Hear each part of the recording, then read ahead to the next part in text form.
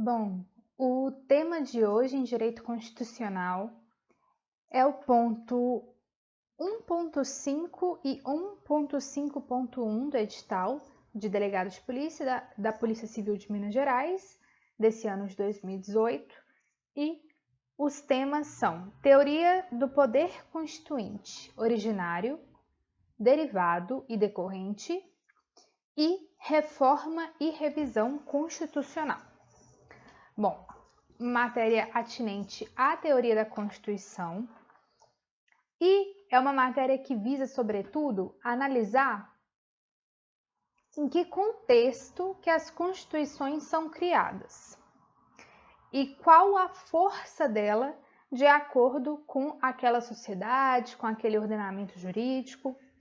Doutrinariamente, divide-se essa manifestação do poder constituinte, que surge, na verdade, como uma necessidade de organizar o Estado e estabelecer direitos e garantias fundamentais.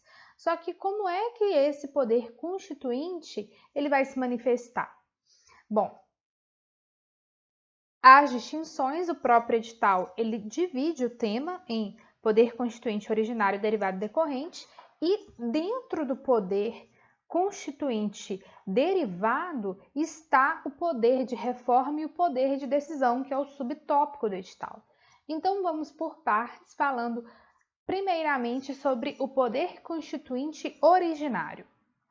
O poder constituinte originário, ele é o responsável para inaugurar uma nova ordem constitucional naquele estado. Então há uma ruptura com o sistema constitucional anterior ou a uma instauração, caso seja a primeira constituição daquele estado, daquele país. Então, como eu disse, responsável pela elaboração da constituição de determinado estado, seja a primeira ou as demais. E aí, de acordo com ser a primeira ou ser as demais, divide-se o poder constituinte entre poder constituinte fundacional, ou seja, funda a Constituição daquele Estado, é a primeira Constituição, ou pós-fundacional, que rompe com a ordem constitucional anterior e instaura uma nova Constituição. O poder constituinte ele pode ser material ou formal. Material é, na verdade, aquele conjunto de forças políticas que dão aí uma nova roupagem de valores constitucionais, vão eleger os valores que vão integrar a Constituição. O poder constituinte formal, na verdade, é quem vai colocar a mão na massa para formular aquela nova Constituição, aquela Constituição fundacional. É quem dá, de fato, a estrutura documental da Constituição. E essa estrutura documental, ela é baseada no quê? Baseada nos valores que o próprio poder constituinte material estabeleceu. O titular do poder constituinte, isso já foi debatido pela doutrina décadas atrás, mas já entrou num consenso, num relativo consenso, de que o detentor do poder constituinte é, em verdade, o povo. Nós elegemos representantes para que formulem a nossa Constituição, mas essa Constituição ela deve se coadunar com as nossas vontades, e quando eu falo nossas, eu estou me incluindo no conceito de povo. Antes falava-se em titularidade da nação, mas é um conceito um pouco obsoleto, oriundo do direito francês, de um constitucionalista chamado Emmanuel Sieyès, eu não sei direito a pronúncia do nome dele, e ele escreveu um livro sobre isso chamado O Terceiro Estado. Por ser muito sociológico esse conceito de nação, com uma carga política muito grande, inclusive, preferiu-se a teoria moderna a falar em povo e não mais em nação. A sua natureza, ou seja, a natureza do poder constituinte originário, bem como as suas características, elas vão variar de acordo com a concepção que se estuda o poder constituinte. Vai partir de uma concepção mais justnaturalista ou mais positivista. Isso faz com que o poder constituinte sofra alterações no seu entendimento. Mas a gente vai trabalhar com digamos, a maioria da doutrina, que adota, sobretudo, uma concepção mais positivista. Embora isso venha sendo relativamente modificado pela grande força que os direitos humanos têm surgido aí nos tempos atuais, e faz com que, de fato, ressurja aí uma ponderação de um direito supranacional, de valores jusnaturais, mas ainda pode-se falar em concepção positivista como sendo a tradicional ainda. Como natureza, então, portanto, ele tem uma natureza pré-jurídica, porque ele antecede o próprio direito. Ele é um poder, na verdade, de fato, se funda em si mesmo, não está inspirado em nenhuma ordem positiva, porque ele está instaurando essa ordem positiva em determinada nação, em determinado estado. E é também um poder político, porque ele une esse conjunto de forças, esse emaranhado de fatores de poder, para que se formule a Constituição. Então, novamente, partindo de uma concepção positivista, o poder constituinte originário ele detém certas características. A primeira delas é que ele é inicial.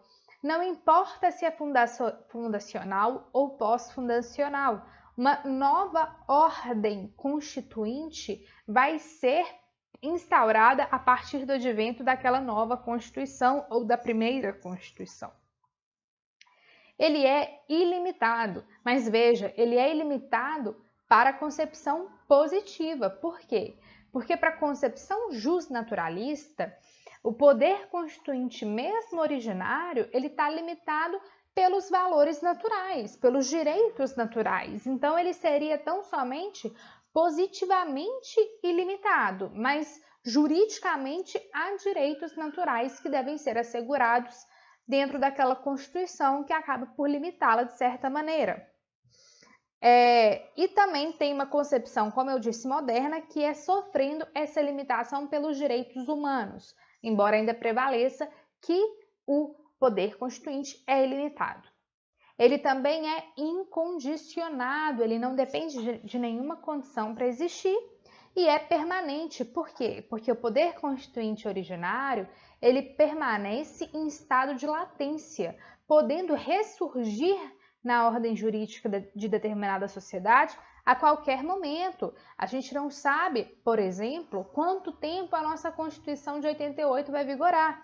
Espera-se que muito tempo, porque ela é uma Constituição muito completa e extremamente democrática, com valores constitucionais muito pertinentes. Mas amanhã ou depois de amanhã, não se sabe, uma nova Constituição pode acabar rompendo com os valores constitucionais da nossa atual Constituição de 88.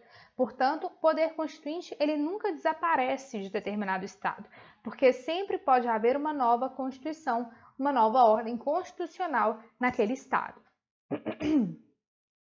Bom, passada a explicação do poder constituinte originário, a gente pode falar do poder constituinte derivado. O poder constituinte derivado tem uma parte da doutrina que subdivide o poder constituinte derivado em poder constituinte derivado decorrente e poder constituinte derivado reformador. Uma outra parte da doutrina, inclusive o Marcelo Novellino, fala desta maneira que eu vou falar agora, que é colocando o poder constituinte decorrente fora do poder constituinte derivado.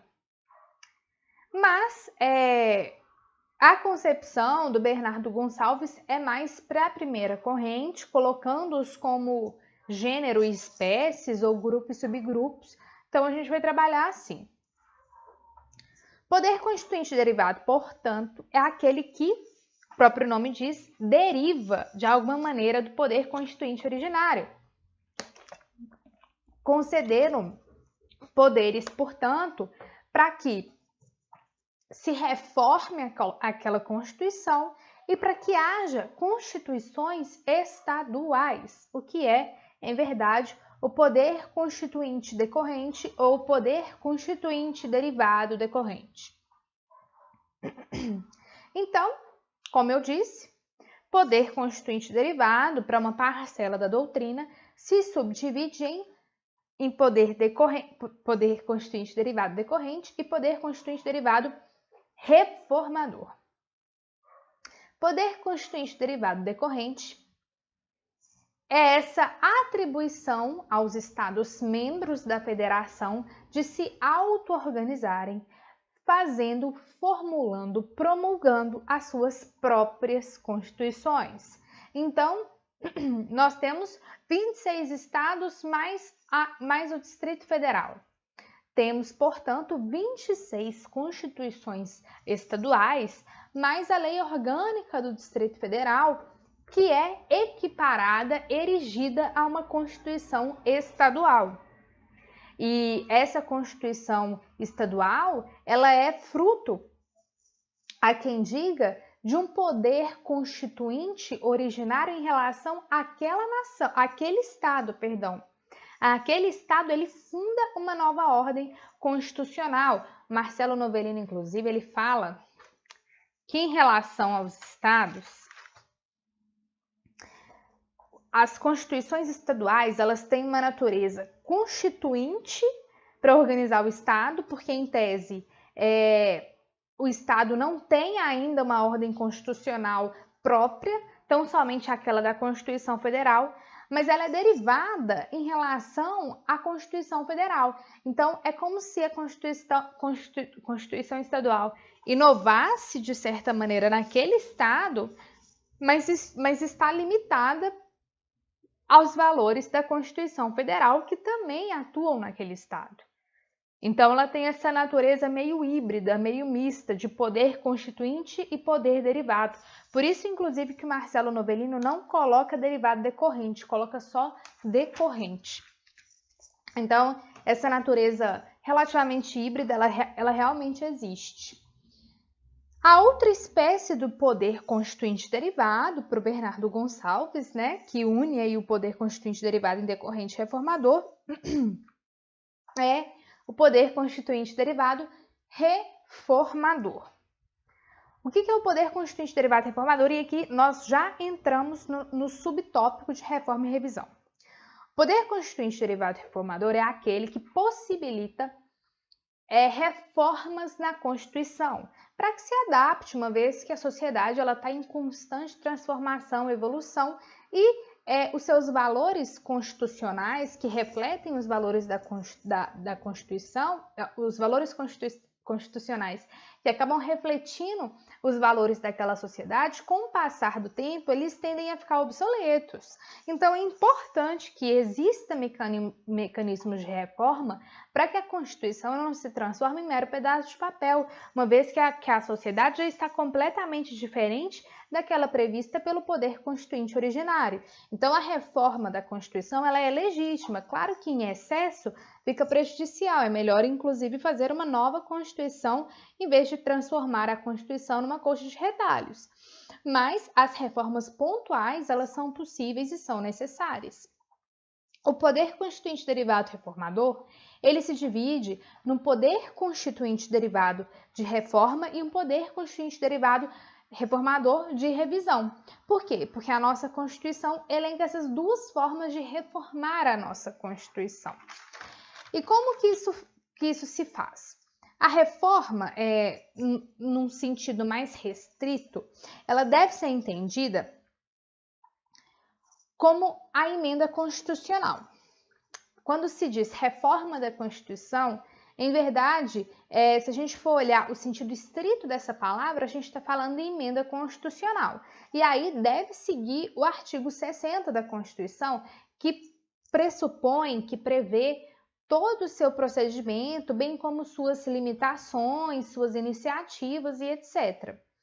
Lembrar que a emenda constitucional promove alterações pontuais na Constituição.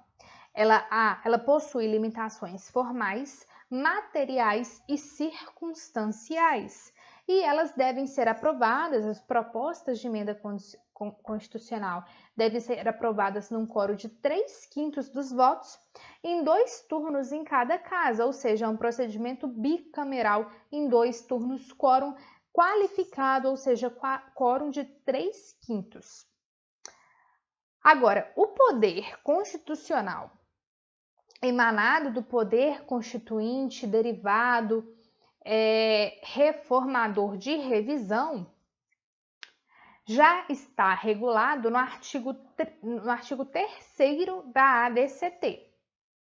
A revisão ela guarda um caráter global e essa norma da ADCT já é considerada uma norma de eficácia exaurida, porque a revisão ela já ocorreu e, segundo a nossa Constituição, não pode ocorrer novamente. Ela ocorreu 5 anos após a vigência da Constituição, ou seja, em 93, 94, e não há mais previsão de revisão na nossa Constituição. Mas, importante saber que ela é realizada em maioria, foi realizada, na verdade, né, porque é o de eficácia exaurida, foi realizada sob maioria absoluta do Congresso Nacional, ou seja, unicameral e não bicameral, e ela ocorre com esse caráter global, propondo revisão em vários artigos da Constituição que devem ser atualizados aí para refletir os valores da sociedade atual. Como eu disse, já houve revisão, hoje não há mais essa possibilidade na Constituição Federal.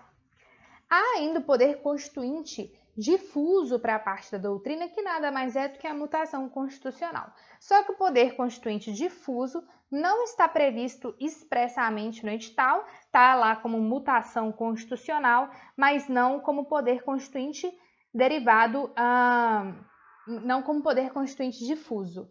Então, não vou tecer maiores comentários sobre a mutação constitucional, até porque já tem vídeo sobre a mutação constitucional e nós esgotamos aí os pontos principais de poder constituinte, originário, derivado e decorrente, bem como os subtópicos do poder constituinte derivado, que é a reforma e a revisão. Beleza? É isso.